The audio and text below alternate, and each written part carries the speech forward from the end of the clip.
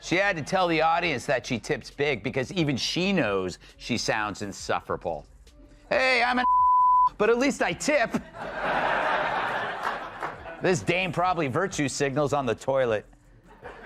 But that's not the point here. While everybody else was trying to figure out how to survive as the government told us that breathing in public could kill us, Sunny was lolling around in her big house clicking on pictures of arugula while mixing Cocoa Puffs into her Haagen-Dazs. Oh, the oppression. I wonder if she wiped down the groceries herself or had her maid. They get so much hate watching and hate watching viral clips of them saying ridiculous things. I mean, it is a rabies-infested hen house.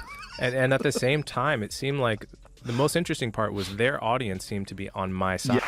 Hostin's obsession with race gets thrown back in her face. Today's video comes to us from Sunny Hostin. Sounds like a town. We're in Sunny Hostin. She was on PBS's Finding Your Roots, a show dedicated to researching celebrity ancestry.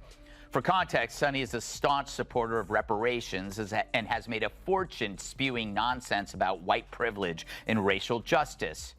Well, turns out she's not as oppressed as she claims she is. She's actually the descendant of slave owners from... So that's been overwhelming my past couple days. Yeah, is that annoying? No. No? No. I mean, it's just... When I was on there, I really had no idea how it was going to land with the audience. So I just went in there, did my thing. I had no idea what to expect. I didn't know who Sunny Hostin was. I actually still really don't know. So I wasn't expecting necessarily for her to kind of try to ambush me in that way and attack my character in that. Here's how she took the news. Roll it. Wow. I'm a little bit in shock. I just always thought of myself as Puerto Rican, you know, half Puerto Rican. I didn't think I was, my family was originally from Spain and slaveholders. Yeah. So how are you feeling, my friend? I think it's actually pretty interesting that my husband and I have shared roots. Yeah. So I do appreciate that. And I think it's great for our children. To know this information. I guess it's a fact of life. The problem with that show is that show has this very specific ideological bubble in which they operate in. You know, and they always bring on a token conservative woman and they yell over her and silence her. And, you know, they did that with Meghan McCain and they did that with the, what is that other blonde woman from Survivor? Do you remember her, Jamie? She was always yelling. I mean, it's just, it's a bizarre show. It's a very strange show. But it's fun to watch. It's just fun to watch them. It's good entertainment. Yeah. Undoubtedly. Well, they're just, you know, it's interesting because I think Sunny is very intelligent, but she's ideologically captured. Right. You know, that's what I think the other ones, there's a couple of the other ones, don't have to name any names, who are just very dull-minded. But I think Sunny's not one of them. I think she's smart but captured. Sure. I think she came into it with an agenda. Of course. You know. They do everything with an agenda. Yeah. You know. Joe Rogan and Greg Gutfeld hilariously shut down Sunny Hostin.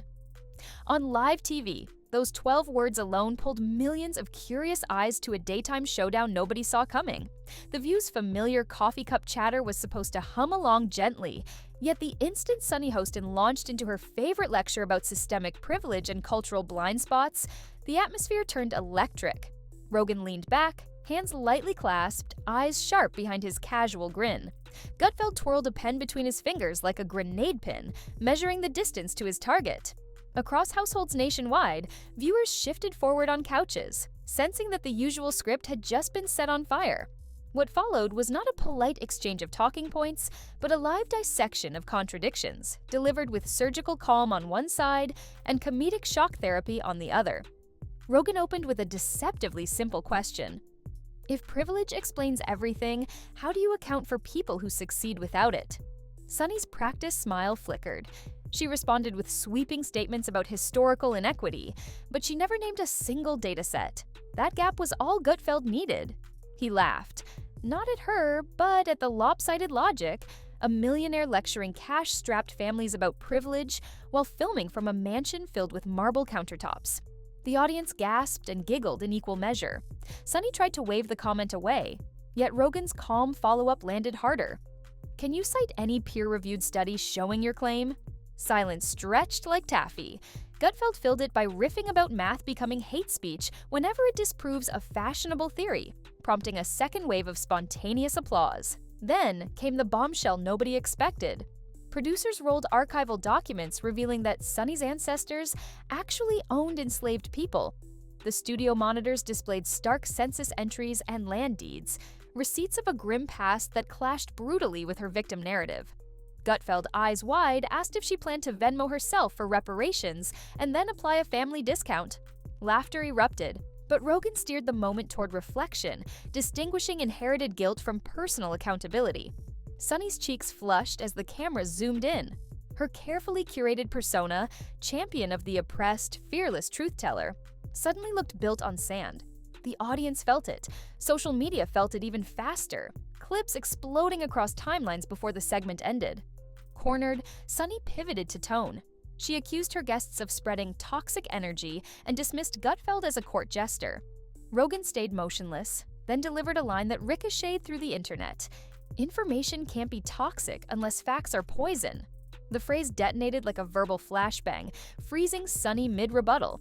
Gutfeld, seizing the lull, joked about bottling Rogan's quote as a wellness shot, guaranteed to cure ideological allergies. Even the camera operators couldn't hide their smiles. The crowd's laughter was a verdict. The Emperor's new clothes had fallen in real time, and nobody could pretend not to notice. Not content with a roast, Rogan shifted to solutions, asking Sunny what concrete steps she believed would close the divides she decried.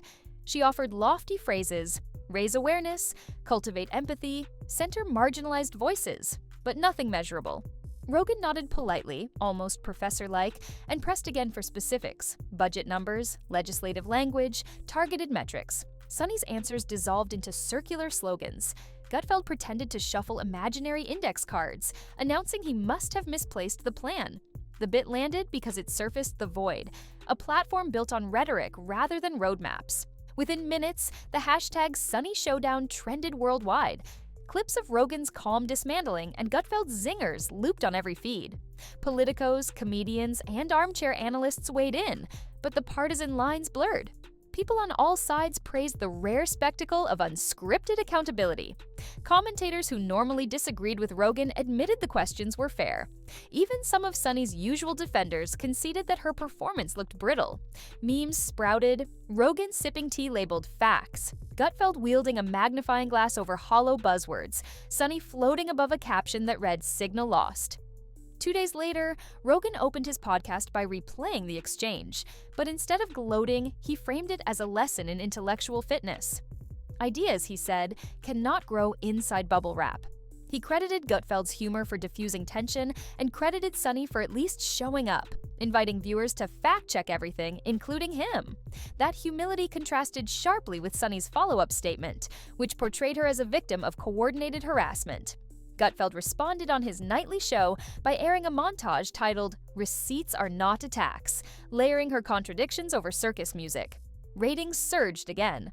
When Sunny finally reappeared on her own stage, she smiled with professional poise, yet viewers noticed a subtle pause before each claim, as though she could hear Twitter fact-checkers whispering in her earpiece. That millisecond of self-doubt might be the lasting gift Rogan and Gutfeld delivered. For once, the line between outrage performance and genuine inquiry was unmistakable, and audiences discovered which side felt more satisfying. Clipped sound bites may draw clicks, but sincere dialogue earned trust, the digital currency with the longest half-life. Universities downloaded the segment for rhetoric classes. Professors highlighted how confidence without evidence collapses under polite scrutiny. Corporate trainers cited the exchange in workshops about crisis messaging. Late-night hosts, sensing the shift, roasted Sunny's reliance on moral immunity passes. The consensus was sobering. Audiences have evolved from spectators into investigators. Narratives built on unexamined buzzwords now evaporate under 20 seconds of cross-examination, especially when one host calmly asks, "How do you know?" So, what lingers after the laughter fades? Not a smear campaign, but a recalibration. Sunny Hostin remains free to champion any cause she chooses, yet the relentless glare of public curiosity will still test each claim before it ossifies into accepted wisdom. Rogan proved that skepticism can puncture certainty, while Gutfeld showed that humor is a truth serum. Together, they reminded us that substance, not style, ultimately wins the mic drop. One highlight that kept meme makers busy was Gutfeld's dramatic reading of Sunny's claim that math itself reinforces inequality. He held up a chalkboard printed with the equation 2 + 2 = 4, then asked if the number 4 needed to issue a public apology. Rogan laughed softly and mused that gravity might be next on the chopping block if someone decides falling is a microaggression. The banter landed because it exposed the fragile logic of labeling neutral tools oppressive simply when results feel uncomfortable. Viewers who had felt browbeaten by academic jargon suddenly saw the absurdity in high relief, and the studio applause meter spiked. Another thread Rogan tugged concerned the View's habit of inviting a lone conservative only to drown her in coordinated rebuttals. He cited Meghan McCain and another co-host who barely finished a sentence without being shouted down. Turning to Sunny, he asked whether silencing dissent might undermine the very diversity of thought she publicly celebrates. Sunny responded that some opinions are dangerous and must be curbed for public safety, yet she provided no metric for danger besides personal discomfort. Gutfeld quipped that if discomfort set legislative thresholds, kale would be illegal and rush hour traffic a war crime. Throughout the exchange, a theme crystallized: victimhood is currency. Sunny framed challenges to her viewpoints as personal attacks, claiming they proved systemic hostility. Rogan countered that elevating feelings above facts traps everyone in perpetual grievance, enriching pundits while solving nothing. He drew parallels to his conversations with guests from radically different backgrounds who still manage civil disagreement. Gutfeld illustrated the concept with a prop credit card labeled Oppression Platinum, swiping it through an imaginary reader each time Sunny invoked identity to dodge accountability. The gag earned the loudest laugh of the hour. Speculation soon swirled that producers might edit future episodes to avoid similar upsets. Industry insiders, speaking anonymously, suggested stricter topic briefings and real-time fact-checking crew members. Yet a veteran segment editor told trade journalists that unpredictability drives ratings and cautioned against over-sanitizing the format. Audiences can smell choreography, the editor warned, adding that the Rogan-Gutfeld clash worked because nothing felt rehearsed. It's been said that spontaneity is daytime television's last renewable resource. Once it's gone, viewers drift to podcasts or short-form clips where authenticity still breathes. As the news cycle moved on, the episode lived a second life in classrooms, boardrooms, and comment threads where people debated the boundaries between free speech and respectful dialogue. Sunny's advocates argued that decades of marginalization justify sharper rhetoric, while critics insisted that moral conviction cannot exempt anyone from evidentiary standards. The discussion, though heated, reflected progress. Instead of trading insults, many participants reached for sources, statistics, and primary documents. If the broadcast achieved anything enduring, it was this quiet pivot toward evidence over emotion, an outcome neither side can dismiss as trivial. Meanwhile, talk radio switchboards lit up with callers from small towns Sunny once mocked as uneducated. Several thanked Rogan and Gutfeld for voicing what they feel whenever urban commentators reduce their lives to punchlines. A retired teacher summarized the mood. "We don't mind disagreement, but we do mind being caricatured." That sentiment, echoed across regions, signaled a cultural line finally drawn in sand.